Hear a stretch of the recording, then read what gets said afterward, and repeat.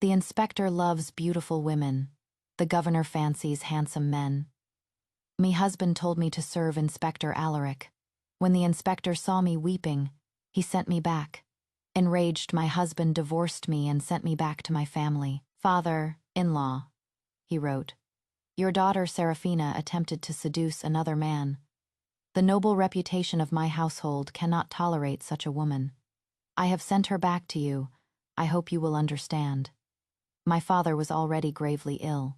The shock killed him. My stepmother drove me from the house and I died, alone and destitute, on a snowy night. When I opened my eyes again, I had returned to the day Inspector Alaric arrived at the county yamen. Me husband Lysander raised a cup of drugged wine, his voice full of earnest emotion. Saraphina, my dear, whether I can advance my career, it all depends on you. I too was moved to tears. My husband, I cannot bear to part with you, or with this home. After a heartfelt exchange, my husband wondered why I hadn't passed out. Instead, a wave of drowsiness hit him, and he collapsed. I smirked. My husband's beauty rivaled Adonis. The governor had coveted him for a long time. My husband was unconscious. I untied his lower garments, exposing his backside. Smack, a single slap, and a red handprint appeared on the pale, tender skin. My husband let out a soft moan. By the candlelight, I retrieved a jade scepter from a hidden box. It was smooth and lustrous, made from the finest white jade. The natural veins and colors of the stone had been expertly carved to resemble blood vessels. When touched, it had fine, lifelike protrusions. It was an exquisite work of art, but I had soaked it for a day and a night in the most potent beast, grade aphrodisiac. Even the most resolute man would be reduced to whimpering pleas. I took a deep breath and picked up the cold jade. The candle was nearly burned out. I was drenched in sweat. I called for my trusted maid, Pearl, to help me. The key turned and the door opened. I gently smoothed the pained frown on his brow, feeling a mixture of pity and glee. There, my good husband, just bear with it. A moment of discomfort for a lifetime of success. Pearl was terrified. My lady, what are you doing? If the master finds out. I cut her off, my smile gentle and refined. Go and invite Governor Magnus. Tell him Magistrate invites him to admire a rare treasure. Pearl didn't move. What are you waiting for? Pearl's legs were weak, her lips trembling. My lady, what are you planning? Smack. I slapped her across the face. Pearl stared at me in horror. In the dim candlelight, my eyes seemed to burn as I stared into hers. I said, word by word, calm yourself, Pearl. Today, either he dies or I do. Do you want to watch your mistress die? I lowered my voice, my tone urgent and filled with hatred. Do you have any idea? The master was going to send me to Inspector Alaric's bed, so now I have no choice but to repay him in kind. Hearing this, Pearl's mind cleared. She gritted her teeth. I understand, my lady. I will go and invite Governor Magnus to admire the treasure. Pearl scrambled to her feet. By the time she reached the door, she had composed herself, turning to give me a nod of confirmation. I instructed her. Be discreet. Don't let anyone see you. If anyone asks tomorrow, just say the governor ordered you to lead the way. Pearl agreed. I let out a small sigh of relief and turned back to the jade scepter, fighting down my disgust as I adjusted its position to keep it from slipping. My husband's handsome brows twitched. Lysander was a renowned beauty. He had inherited the finest features of the Way family, and I was certain that the governor, with his tastes, would be utterly captivated. The drug began to take effect. Lysander's face flushed like a dawn sky, and his breath came in ragged, desperate gasps. Hot. As the saying goes, a beauty seen by candlelight is all the more enchanting. I was sure Governor Magnus would be pleased. I heard Pearl's voice from the courtyard. This way, Your Excellency. I gently removed the rest of Lysander's clothes. I positioned him in a posture that would make any man's blood boil. I removed the jade scepter with a soft pop then. I covered him with a light blanket before turning to leave. Outside, the rain pattered on the banana leaves, a relentless rhythm. Listening to the sounds of Lysander's pleas from the main room, I slowly drifted off to sleep. It was the most peaceful night's rest I'd had since being reborn. When I first returned, I was tormented day and night. Lysander's look of disgust and disappointment followed me everywhere. It wasn't until I passed by a house of male courtesans that I finally woke up. The best revenge is an eye for an eye. Governor Magnus and Lysander spent a passionate night together. In the morning, the governor emerged from the main room with a look of utter satisfaction. I led the maids over with a basin of water and curtsied slightly. "Your Excellency, is my husband awake?" The governor waved his hand. "Magistrate Way is exhausted. Take good care of him. I will be back to see him tonight." "Well, Inspector Alaric, good morning to you." Governor Magnus gave a perfunctory, humorless bow to the inspector.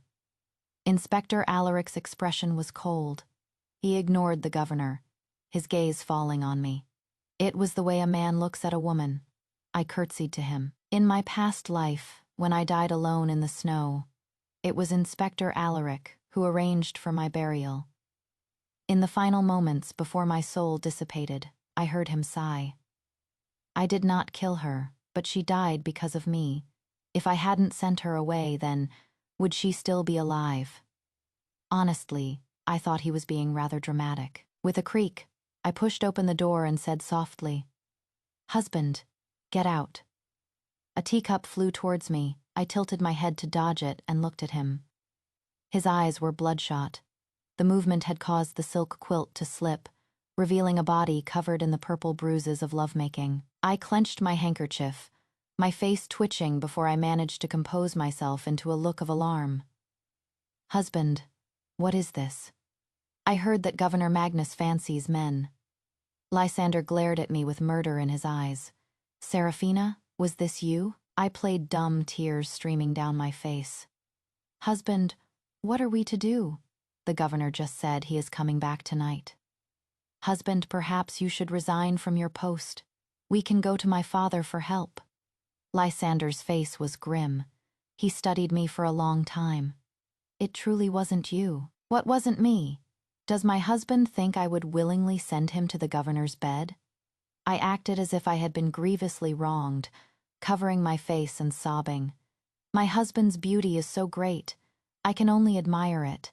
How could I do such a thing? Husband, for you to suspect me so, my grievance is greater than heaven itself."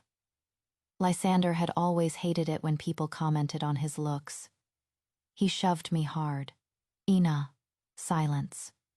In my past life, after the inspector sent me back, Lysander was deeply disappointed. He had complained. A woman who can't even hold on to a man. I had a huge fight with him and went home to complain. He had sneered. "Go ahead. You are weak and alone. The husband is the master of the wife. It is like an egg hitting a rock." He wrote a letter of divorce. "If you go to your family to complain, you need not come back." I was furious then, snatching the letter and rushing home. But Lysander had already sent a letter to my gravely ill father, shocking him to death. When I got home, my stepmother wouldn't even let me mourn my father. I was consumed with regret and froze to death in the snow. Having died and returned, I understood one thing. One should not act rashly when weak, but rather bide one's time and wait for revenge. I was still no match for Lysander. I had to be pliant. I knelt by the bed, my sobs subsiding as I tried to console him. "Husband, what do we do now? The governor is powerful and you are weak. To resist would be like an egg hitting a rock." Lysander's expression was stormy. Finally, he sneered. "You are quick to speak of submission now. If this had happened to you, would you be saying the same thing?" I said solemnly. "Husband, men and women are different. If it were me, I could only smash my head against a wall and die. But you hold an official post. Why not use this opportunity to climb higher?" Lysander didn't speak, I continued, disgusting him further. "History is filled with men who found favor with powerful patrons. They were commanders and diplomats, their names recorded in the annals of history. If my husband can endure what others cannot, you too might leave your name in history. Lysander's face went from pale to green. After a long moment, he gritted his teeth and stared at me. "Get out," Lysander listened. That night, Governor Magnus returned as promised, and the candles in the main room burned for half the night. The next day, Magistrate, having served his master, fell ill with a high fever. I went to summon a physician. On the way, I met Inspector Alaric. The inspector said, "Magistrate is ill." I nodded. He sneered. "In that case, I shall pay him a visit." Lysander, pale and unsteady, bowed to the inspector. After a few words of concern, the inspector got to the point. "I am here to verify the number of victims from last year's flood. Since Magistrate is unwell, please appoint someone else." Lysander managed to say, "Your Excellency must understand. This matter is of great importance. Only I am familiar with the details." The inspector looked at him coldly, his tone meaningful. "I have already investigated the population of Qinghe town. It has decreased by over 500 people since last year. Yet, according to the data you submitted, the entire county's death toll was only 1,000. A cold sweat broke out on Lysander's brow. The inspector smiled faintly. "Magistrate you look so pale. I might think you have a guilty conscience." Lysander knelt trembling. "I would never dare. I am simply unwell. I beg for your Excellency's understanding."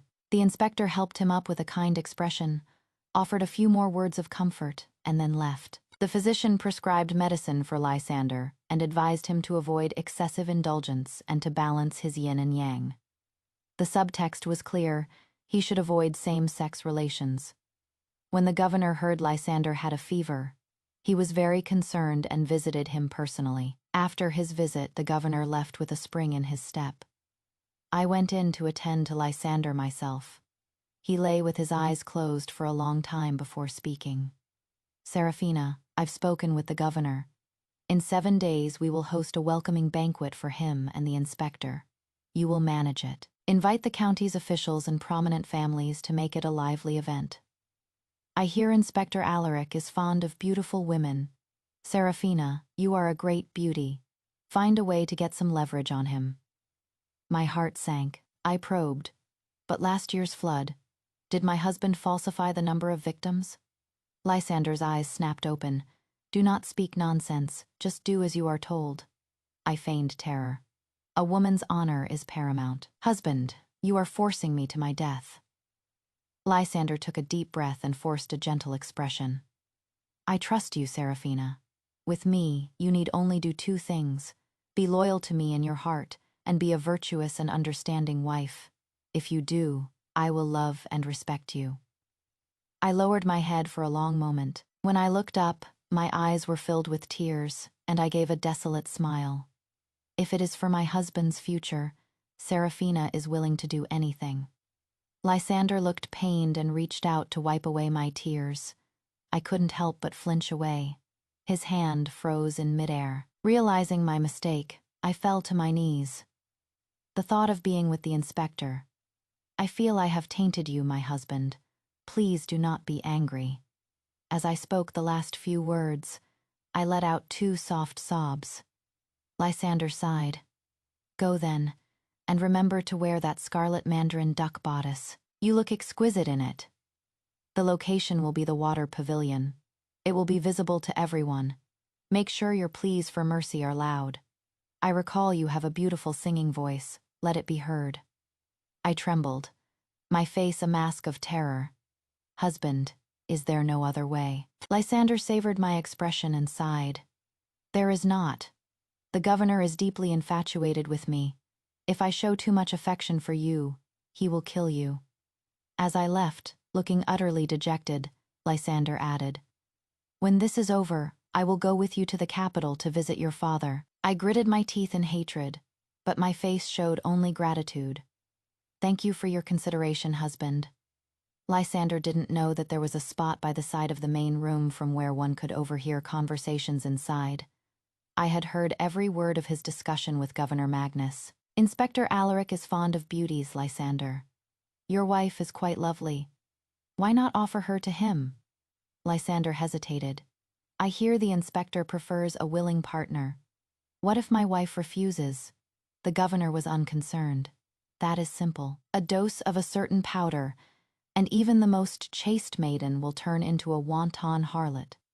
When their affair is exposed in public, you, as the husband, can kill the adulterer in a fit of passion and bear no responsibility. Once we get rid of that old fox Alaric, I will promote you to prefect.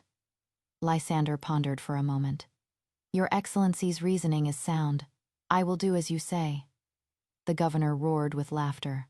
Lysander, you are so clever. If you weren't a man, I would truly want to marry you.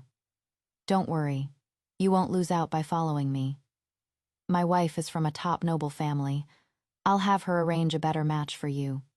Lysander swallowed his anger and replied meekly, Thank you for your kindness, Your Excellency. In my past life, after my stepmother threw me out, I had no choice but to return to Lysander. He refused to see me. He spread the word that Inspector Alaric, captivated by his wife's beauty, had taken her by force, and that his wife, having no other choice, had followed the example of virtuous women of old and taken her own life to prove her innocence. This was his pledge of allegiance to Governor Magnus, a way to escape the mess of the falsified disaster numbers. The governor also wanted to advance his career, so they were a perfect match. And with Inspector Alaric embroiled in a sex scandal and under investigation, he would have no time to look into Lysander's fraud. The clouds in the sky were burning. My heart was burning too. So since Lysander was so good at selling himself, I was going to give him a grand gift. Before I could present my gift, a distinguished visitor arrived. It was the governor's wife, Lady Beatrice. It was said her aunt was an imperial consort, and her cousin was the crown prince. A true noblewoman of the highest order. She carried herself like a goddess, barely sparing me a glance as she spoke coolly. I hear my husband has a new favorite, and has been staying at the yamen instead of coming home. Do you know who it is? I stammered. Lady Beatrice smiled. Don't worry, I know my husband likes men. Just gather all the most handsome men here. I dared not disobey, and immediately summoned all the men. Lady Beatrice inspected them one by one, frowning. Not a single handsome one among them. Where is your husband? I hear the Way family is known for its beauties. Why isn't he here? These days, Governor Magnus had developed a taste for Lysander. He had likely never had such a fine catch. Well-read, devastatingly handsome. With an air of refined elegance, he was completely infatuated. The day after Lysander's fever, the governor had dragged him off to a brothel. In the governor's own words, You pale-faced scholar, you are just pretending to be aloof. You are my man now, so you don't have to be shy about crying out. At the brothel, no one will know who you are, so let loose and scream for me. The governor had said this right in front of me. Lysander's face had contorted, but he had still forced a shy smile. Lady Beatrice snorted and led her entourage to the brothel to catch them. I didn't want to go, but she insisted. The brothel madam saw the imposing group and knew they meant trouble. She greeted them with a wide smile. My lady, who are you looking for? I'll fetch him right away. Lady Beatrice's maid said curtly, We're looking for Governor Magnus. The madam quickly pointed to the third floor. In the private rooms upstairs. Lady Beatrice stormed the third floor. Her guards kicked open the door. The governor roared. Who dares, my lady? Hee. My lady, what brings you here? The governor had come from humble beginnings, and was both respectful and afraid of his wife. Though he liked men, men couldn't bear children. Lady Beatrice had never made things difficult for him, even helping to bring some into the household as male concubines. I hear you are planning to marry this male vixen? Lady Beatrice asked with a faint smile. A cold sweat broke out on the governor's brow. No, of course not. Lady Beatrice said, Then prepare the concubine's rights and take him as a male concubine. The governor gave a dry laugh. That might not be appropriate. He is a court-appointed official. Lady Beatrice was impatient. Every year, countless scholars have to bribe their way into a position, A 7th-rank magistrate can easily be replaced by any scholar from the Hanlon Academy. Lysander, still unaware of Lady Beatrice's background, dressed himself calmly and sneered. "How arrogant," Lady Beatrice snorted. That snort was like a switch. The governor immediately turned and slapped Lysander hard across the face. Lysander was in disbelief. "You hit me, for a woman." I couldn't help but smile. That line sounded so familiar. So many wives had said the same thing to their husbands. It seemed Lysander was adapting to his new role quite well. He was becoming more and more like a woman. In the end, the farcical scene ended with Lysander apologizing to Lady Beatrice. But when he returned, he couldn't swallow his anger. "Let's just put that bitch and Inspector Alaric together at the welcoming banquet. Saraphina, you handle it. Make sure you keep it a secret from the governor. If you succeed, I'll reward you with a child." A look of ecstasy crossed my face. I immediately turned and told Inspector Alaric everything, to welcome the two high officials. I sent out invitations far and wide. The date was set for 3 days later. I also had the water pavilion beautifully decorated, ensuring that all the dignitaries would have a clear view. After the invitations were ready, I delivered one to Inspector Alaric personally. Pearl was worried. "My lady, can you really pull this off? If the master finds out, we're finished. Even your father's reputation might be ruined." I was confident. "Pearl, don't worry. After this, we will be free. No one will be able to bully us ever again." On the morning of the 3rd day, I rose early to manage the preparations. The high-ranking officials were seated on the 2nd floor of the lakeside pavilion, which offered an unobstructed view of the water pavilion. By noon, all the guests had arrived. Lysander, with the inspector and the governor, greeted all the local dignitaries. Some of the wives said to me with envy, "Magistrate Way is so handsome. Sister Saraphina, you are truly blessed." I smiled faintly. "Yes, my husband is as handsome as a jade tree, and he has no interest in other women. He doesn't even have a single concubine." Just then, Lysander walked over. "My lady, let me toast you as well. You've worked hard organizing this banquet." I was deeply moved and picked up a cup of tea from the table. "Husband, I will use tea in place of wine to toast you. May your future be bright, your career soar, and may you see a rainbow after the storm." Lysander repeated the phrase, "Rainbow after the storm," praised it, and raised his cup to me. "Thank you, my lady." After putting down the cup, Lysander left in a hurry. I knew he was going to set the scene, but he had taken my hallucinogen. He would probably start seeing things as soon as he left the pavilion. At that moment, Governor Magnus, overcome with wine, was also led away to rest, halfway through the banquet. The governor and Lysander had still not returned. Lady Beatrice suddenly spoke. "Why is the water pavilion draped in curtains? It spoils the elegance of the garden." I immediately ordered the servants to remove the curtains. My lady has a keen eye. The pavilion has been redesigned by a master these past few days, with flowers and plants that cannot bear the sun. But if my lady wishes to see, her wishes come first. Redesigned by a master, can a small pavilion be designed into anything special? The governor's wife scoffed. I smiled. "You will see for yourself in a moment, my lady." 4 servants were already carefully removing the curtains. Suddenly, someone asked, "It looks like there is someone inside." The governor's wife stood up, leaning out the window. "My husband, Magistrate Way?" Everyone grew curious and looked towards the water pavilion. As the curtains were pulled back, the scene inside was revealed. The dignitaries began to murmur among themselves. Inspector Alaric also looked at the pavilion in surprise. "I never thought Magistrate Way would be so bold." The servants who had been removing the curtains were also stunned. They dropped the curtains halfway and ran off, covering their eyes. But the 2 figures in the pavilion remained oblivious. The noon sun shone down on them, revealing every detail. The ladies covered their eyes, peeking through their fingers. Lady Beatrice's face was flushed with anger.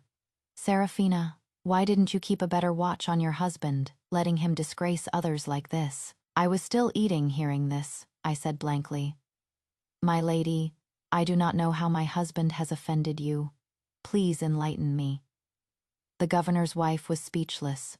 Finally, she grabbed me and pushed me towards the window, pointing at the pavilion. "See for yourself, I cannot say it." She was strong. I stumbled towards the window, half my body leaning out. The noon sun pierced through the gauze curtains of the pavilion, casting the entangled shadows onto the cold stone floor. Lysander was exceptionally handsome, his skin pale, his figure long, and slender like a scholar's. The governor was bearded, his skin dark, his body burly, but he seemed to be unconscious on his back. My heart pounded like a drum. My first instinct was to look for Inspector Alaric, but the governor's wife held my head firmly, her voice a warning. "Have you seen clearly?" A chill ran down my spine. A wave of fear washed over me. If I were to look at the inspector now, wouldn't I be caught by those with ulterior motives?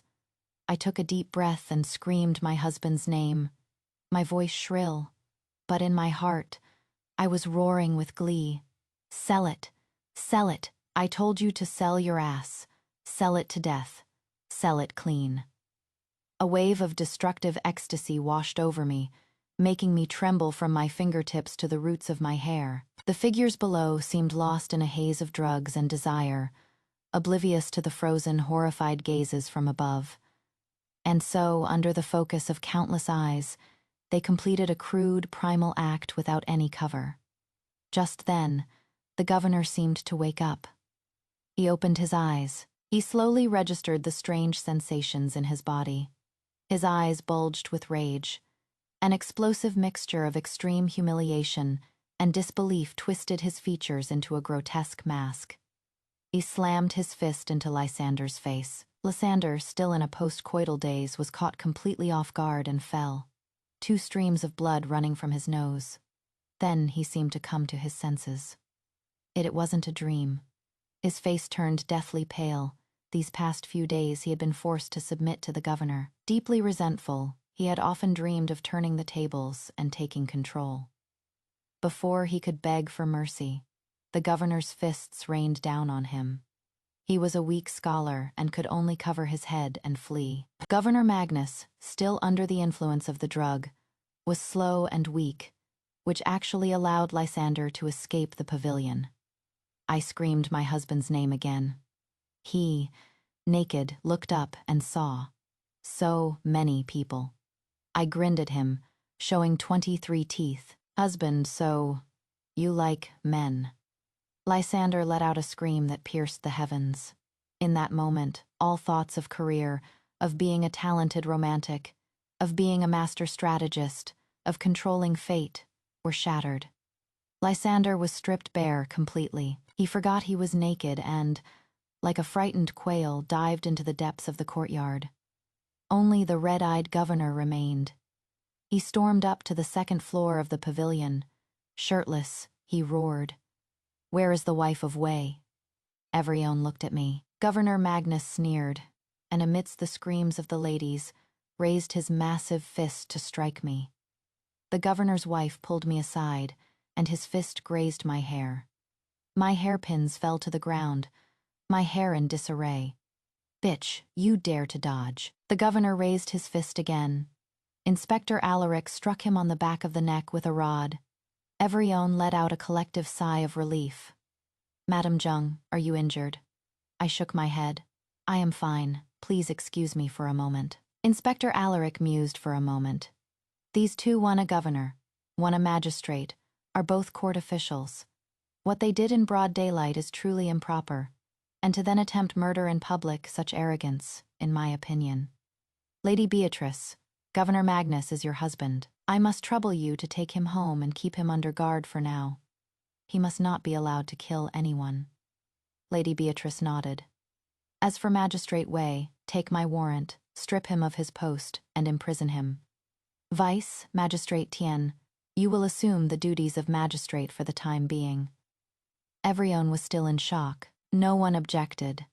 I went to visit Lysander in prison. He stared at me with hatred. Why did you do this to me? I am your husband."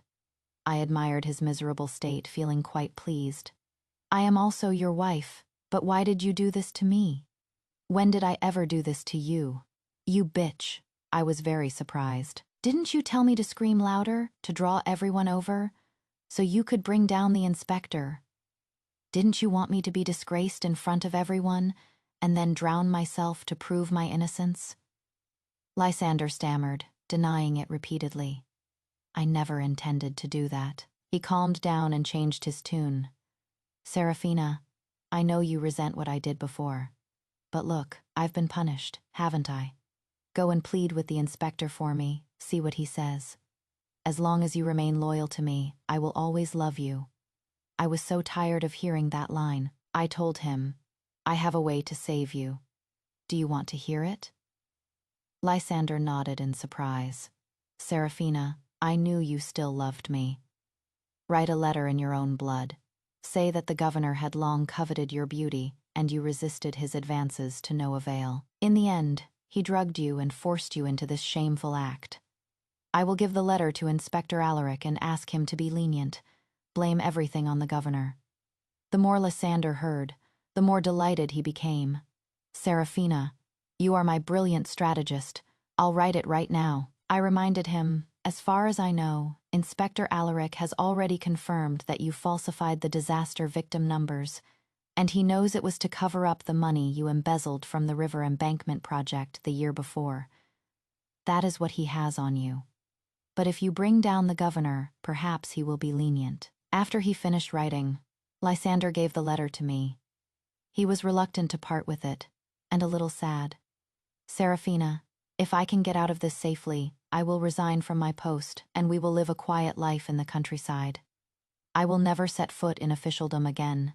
We will live a good life together. I smiled faintly, thinking, no, you are never getting out. I brought him a meal. You eat first. I'll take the letter to the inspector. Lysander was very moved. Thank you, Saraphina. I don't know what I would do without you. I turned to leave, paused at the corner, and looked back. Lysander was throwing away the food I had brought. I rolled my tongue around my teeth inside my mouth and relaxed my facial muscles. What a shame. Lysander wouldn't eat my poisoned food. I had planned to forge a few lines of a suicide note in his handwriting at the end of his blood letter to make it look like he had taken his own life. He didn't fall for it, no matter. If he wouldn't take the path of death, I would make his life a living hell. Lady Beatrice was my good ally. I gave her an idea. She praised it, a brilliant idea. She went to the prison with her men. Ever since he learned of Lady Beatrice's identity, Lysander had been a little afraid of her. Saraphina, why did you bring her here? Lady Beatrice said to one of her servants. You go and castrate him. Lysander took a step back. What do you want? I am a court official. The servant held up two gleaming sharp knives and gave a simple smile. Don't worry, sir. I've been doing this for over a decade. It won't hurt too much. Lysander resisted fiercely, but was overpowered by Lady Beatrice's men. He looked at me, pleading. Saraphina, please, save me. I was wrong, Saraphina. I shouldn't have treated you that way. I truly know I was wrong. In my past life, I had said the same thing to him. Lysander, please, save me. I had been driven out by my stepmother, homeless. The hardships of life had made me bow my head. But not only did he refuse to see me, he sent his manservant, Silas, to drive me away. My master said, if you make any more noise, he'll have your legs broken. I begged Silas to pass on a message for me. I was wrong. I truly know I was wrong. Good Silas, please, just pass on a message for me. Silas looked troubled. I'll be honest with you, madam. The master finds you useless. He has already made a connection with the governor, and is engaged to be married again soon. He will have a new wife, madam. You really shouldn't have come back. The desperation Lysander felt now was the same desperation I had felt then. Lysander struggled with all his might, but he was no match for them. His pants were pulled down. The old artisan's hands were swift and precise. He pinched a thin layer of skin, and with a light slice of the knife, a small round object rolled out. He then repeated the process on the other side. There was barely any blood. Lysander convulsed in pain. He screamed curses. Saraphina, you stood by and did nothing. I'll kill you, Lady Beatrice sneered. Take him back to the estate. He can be my husband's 9th male concubine. I knelt and bowed deeply. Thank you, my lady, for saving my life yesterday. I can never repay your kindness. I had thought she had ill intentions towards me. But both times, she had been the one to save me. She was still as noble and aloof as ever. I have a plan that may ease my lady's worries. Lady Beatrice smiled faintly. What worries could I have? I said solemnly. If my lady is willing, I have a plan that can lead a certain person to his death. I explained my plan to her. She thought for a moment, then shook her head. My children need a father, and I need this status to support my family. Please go back, Madame Jung. I left, disappointed. However, before the inspector could finish his investigation and report to the court, and before a verdict could be passed on Lysander, he was dead. Governor Magnus did it. Lady Beatrice reported it. The public murder of a dismissed former 7th rank magistrate, and by brutal means. Governor Magnus was immediately arrested by Inspector Alaric. I went to visit the dying Lysander. His intestines were spilling out. His eyes were bloodshot and nearly bulging from their sockets. His face was deathly pale, his breath shallow. I told him, I am pregnant. Lysander's mouth fell open. Why didn't you tell me? He said, his voice broken. Congratulations. Everything that belongs to my family will now be yours. If you had told me you were with child, I would never have made you do such a thing. I smiled faintly. The child isn't yours, you defiled piece of trash. The rage killed him. I fainted from grief. The physician diagnosed me with a joyful pulse. Inspector Alaric looked at me with a complicated expression.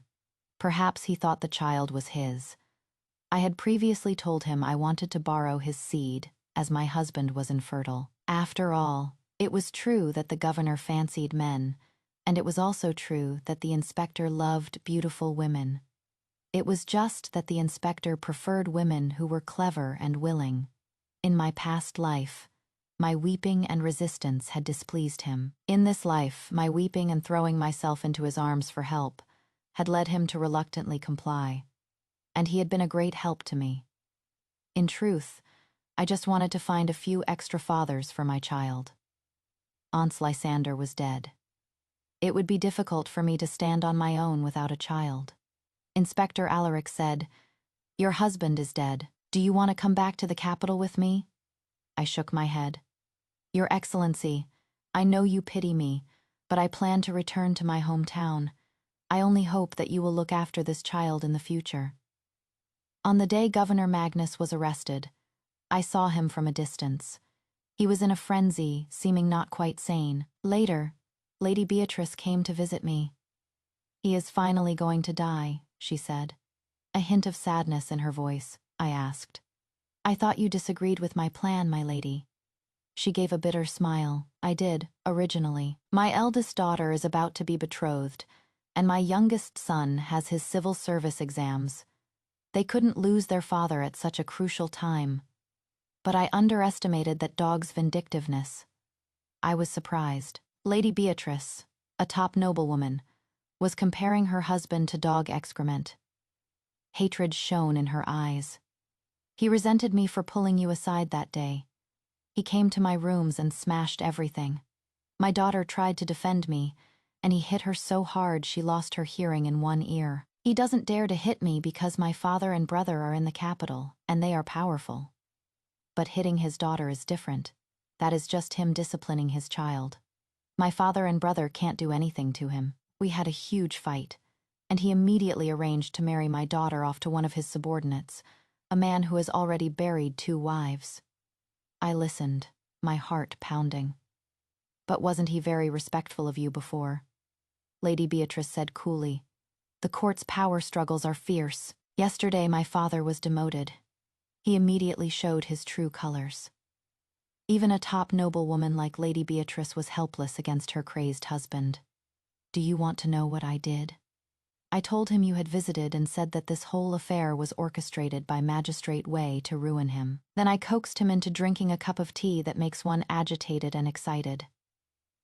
So he went and tortured magistrate way to death. It is just a pity that my daughter's betrothal and my son's exams will have to be postponed. She let out a long sigh. But it doesn't matter, though he was useful. He was also utterly disgusting. Madam Jung, why did you kill your own husband? The sunlight on the window paper slipped down, inch by inch, across the green bricks, to the veranda stretching the shadows of the carved lattices long and thin. After I finished my story, Lady Beatrice looked at me with admiration. You are very much to my liking. This child, I want to be her godmother. I smiled. Then thank you, Lady Beatrice. You may call me by my given name. It was late when I returned to my courtyard after a long talk with Beatrice. I wasn't paying attention and tripped. Be careful of the stones underfoot, madam. A hand firmly steadied me. It was Lysander's manservant, Silas. I stared at him for a long moment. He looked uneasy. Madam, I heard you are pregnant. Is the child mine? I led him into my room and spoke to him in a soft, tender voice. Silas, I am pregnant. This child will not want for a father's care in the future. It took Silas a long moment to understand. He jumped to his feet, excited. Really, I poured 2 cups of wine, handed one to him, and linked our arms. Once we drink this binding toast, we are husband and wife. Silas was ecstatic. He still had some sense left. My status is too far beneath yours, madam. I am afraid I am not worthy of you. I smiled, captivating him completely. Silly boy behind closed doors. Who is to know? Silas nodded vigorously. My lady is so thoughtful. The first time I drank this toast, with the transcendentally handsome Lysander, my young heart was fluttering with love. The second time, my heart was still, and a certain malice was even beginning to grow. Silas drank the wine and passed out. Together, Pearl and I pushed him into the lotus pond in the backyard. In my past life, I had screwed up my courage and returned to Lysander. Silas had been bold enough to try and keep me for himself, hiding it from his master. I was bound by the concept of chastity. Then, believing a woman must be loyal to one man. I would rather have died than submit. Reborn, I had figured things out. I had seduced Silas and Inspector Alaric with ease. I included Silas because the inspector was old, and I was afraid he might not be fertile. Silas was young and should be virile. In the future, Inspector Alaric would be promoted and return to the capital. With Lysander and Silas dead, I, an official's widow returning to my hometown, would live a comfortable life. The Way family would think the child was Lysander's. Inspector Alaric would think the child was his. Everyone would think the child was theirs. The only people who knew the truth were all dead. Oh, my child, your mother has paved the way for you. Pearl looked at the dense lotus flowers on the water's surface and sighed in relief. My lady, our lives will be easier from now on. Yes, they would be easier. The inspector was a master of political maneuvering. The governor disregarded human life. From these small examples, it was clear the court was already rotten. I feared war was not far off. I only hoped we could be safe. Beyond that, I asked for nothing more. My husband is dead. We will escort his coffin back to my hometown. We can also pay our respects to my father. Inspector Alaric gave me 100 silver taels and said that my noble title is still valid and that I should raise the child well. Oh, and Pearl, let's buy some crayfish tomorrow. I hear it is a new delicacy brought over from the red-haired foreigners. Lysander always thought it was too vulgar for a refined palate. Let's eat a lot of it now. Once we're back in the capital, it will be hard to find such authentic local crayfish. Pearl's mouth watered. Yes, my lady.